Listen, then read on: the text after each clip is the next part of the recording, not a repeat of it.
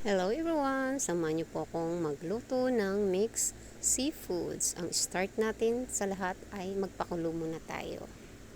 So, pakuluan muna natin yun. Boiled muna natin siya, no?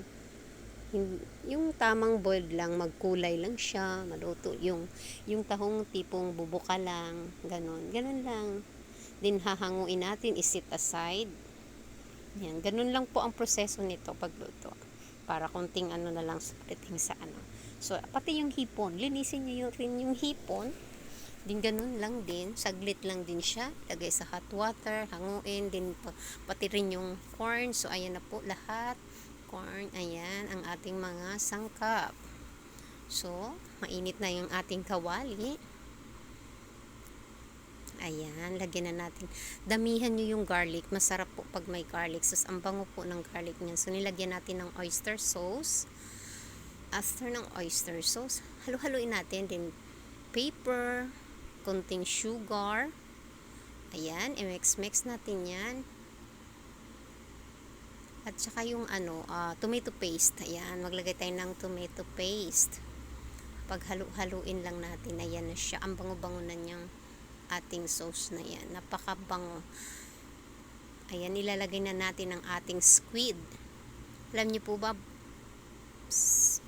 sarsa pa lang yan napaka-yummy na sauce pa lang, ulam na. So, ayan na po yung squid. Then, inix na natin yung ating crab.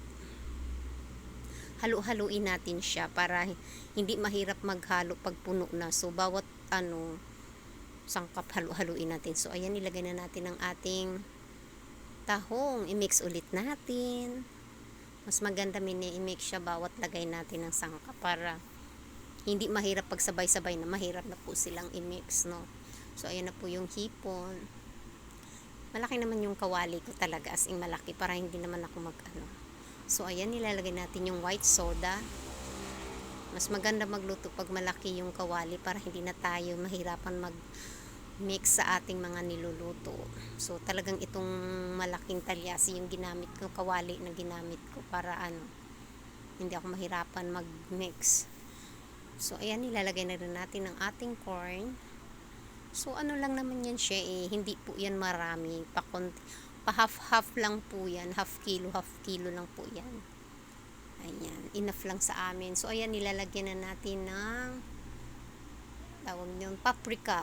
Ayan, paprika. Nilagyan namin ng paprika para may kunting sipa ng anghang.